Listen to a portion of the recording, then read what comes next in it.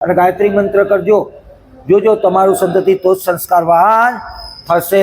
આહાર વિહાર ચિંતન ને મનન, પુસ્તકો શ્રેષ્ઠ પુસ્તક વાંચવાના. કેવા?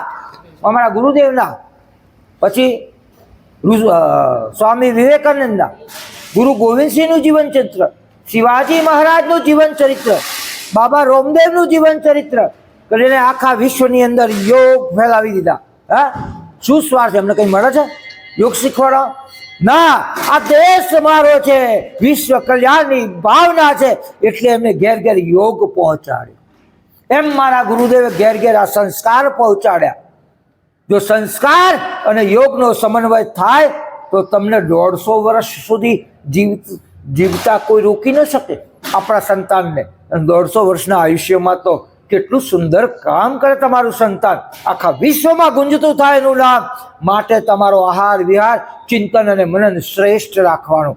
સારું વાંચશો તો સારા વિચારો આવશે, નહીં તો ક્યાંથી આવશે? હા, શસ્ત્ર શાસ્ત્રમાં નિપુણ આપણું સંતાન હોવું જોઈએ. માય કાંગલું પાણીપુરી જેવું પોચું નથી જોઈતું, માટે પાણીપુરી બંધ. પાણીપુરી પોચી તમે પોચો, તમારો છોકરો ક્યાંથી પછી શૂરવીર થાય, મહારાણા પ્રતાપ થાય? એટલે આહાર વિહાર ચિંતન મનન શ્રેષ્ઠ રાખજો. બરાબર છે? હવે ઊભા થઈ જાઓ બંને જણા, તો ત્રણેય જણા ઊભા થઈ જાઓ. એકબીજાનું મોઢું જોજો, એકબીજાની સામે ફરી જાઓ, એકબીજાની સામે મોઢું દેખાયું તે ફરી જાઓ. ભાઈઓ પોતાનો જમણો હાથ સામે બહેનના ખભા ઉપર મૂકશે. હું બોલાવું એમ ભાઈઓ એ બોલવાનું છે, બહેને બોલવાનું નથી. બોલો ઓમ સ્વસ્થામ પ્રસન્નામ કરતુ યતિષ્ય. ભાવિ માતાને સ્વસ્થ પ્રસન્ન રાખવાનો પ્રયત્ન કરીશું. હાજી. પછી પરિવારમાં કલેશ નહીં થવા દઈએ. એકબીજાનું આચરણ એકબીજાને અનુકૂળ બનાવીશું. એવું ક્યારેય આપણે નથી કહેવાનું કે હું ઘરનો મુખ્ય છું, હું કહું એમ જ થાય. 25 વર્ષની કરીને એના મા બાપે તમને દાન કર્યું છે. દાન, હા, દાન કરે મોટો કહેવાય કે નાનો કહેવાય? હા, તો સાસુ સસરાનું સન્માન જાળવવું પડે, કારણ કે એમને દાન કર્યું છે. તો પછી એની પણ ઇજ્જત સાચવવી કે નહીં સાચવવી? એ દાન આપ્યું છે, એ દાતાનું પણ આપણે આદર સત્કાર કરવો જોઈએ. અને એના વિચારો સાથે આપણે 50% આપણે છોડવાનું, 50% એ છોડે તો તમારું પરિવાર ઋષિમુનિના આશ્રમ જેવું થાય. બેન જરા ઊભા થઈને આશીર્વાદ આપો. બધા ફૂલ, ચારે બાજુ ફૂલ જ છે એમની પાસે. લો, ત્રણેય વાર, ત્રણેય ઉપર થોડો ઓમ સ્વસ્તિ, ઓમ સ્વસ્તિ, ઓમ સ્વસ્તિ. બસ બેસી જાઓ. મતલબ આ બોલેલું પાડજો. તમને બધાને એમ થાય કે આ બધા જન્મ આપે છે, આમાં કયા નવા મોર મૂકેલા છે? પણ મોર મૂક્યા છે. સ્ત્રી એ સાક્ષાત દેવી છે, અને દેવતા દેવીઓની કોખે જ જન્મ લે. એટલે ત્રણેયની કોખે દેવાત્મા જન્મ લઈ રહ્યો છે. બરોબર છે? સામાન્ય આપણા ઘરે મહેમાન આવે, ખબર પડે કે મહેમાન આવે છે, તો આપણે શું કરીએ છીએ?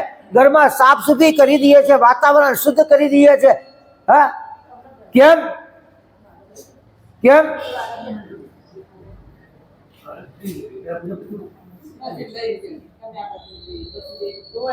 હમણાં આવતી અપાય એટલે બેચર. કેમ વાતાવરણ સ્વચ્છ કરીએ છીએ? કે મહેમાન આવે, આપણા જેવા મહેમાન આવે તો ઘરનું વાતાવરણ શુદ્ધ કરી દઈએ છીએ. તો આ દેવીઓ સાક્ષાત પરમાત્માને જન્મ આપવા જઈ રહી છે, તો ઘરને સ્વચ્છ રાખવાનું કે નહીં? અને એને પણ સ્વચ્છ રાખવાની કે નહીં? હે, એને દુઃખી કરાય? કેમ? એ દુઃખી તો મહિલો દુઃખી. એ પ્રસન્નચિત તો મહિલો પ્રસન્નચિત. એટલા માટે એમને પ્રસન્ન રાખવાની, કારણ કે તમારા કુર દીપકને જન્મ આપવા જઈ રહી છે. અહો ભાગ્ય તમારા કે તમારા કુર દીપકને દૈદીપ્યમાન બનાવવા માટે જઈ રહી છે. તો એનું હંમેશા ખ્યાલ રાખવો જોઈએ, એનું આત્મા ક્યારેય દુભાવવો નહીં. પ્રસન્ન ચિત્ત રહે તો એની કોખમાં જન્મતો બાળક પણ પ્રસન્ન ચિત્ત રહેશે. હવે આપણો યજ્ઞ થશે. યજ્ઞ પછી યજ્ઞની અંદર 5 ખીરની આહુતિ આપીશું. ખીરની આહુતિમાં ખીરમાં શું શું આવે? ચોખા આવે. ચોખા એટલે અતૂટ વિશ્વાસ. મારું સંતાન એના જીવનમાં કોઈ પણ મુશ્કેલી આવે તો ડગે નહીં, અતૂટ વિશ્વાસ સાથે ઊભો રહે, અડકમાનના માનવીની જેમ. પછી આવે દૂધ. દૂધ એ નિર્મળતાનું પ્રતીક છે. જે કોઈ દિવસ કોઈ બાળકને ન રમાડતો હોય એ પણ કહે કે બેન લાવો ને જરા બાબલાનો, હું થોડી વાર રમાડું. પછી એની અંદર સાકર છે, મીઠાશનું પ્રતીક છે. એટલે કે મારું સંતાન મીઠી વાણી વાળું થાય, કે એની વાણી બધાને સાંભળવી ગમે.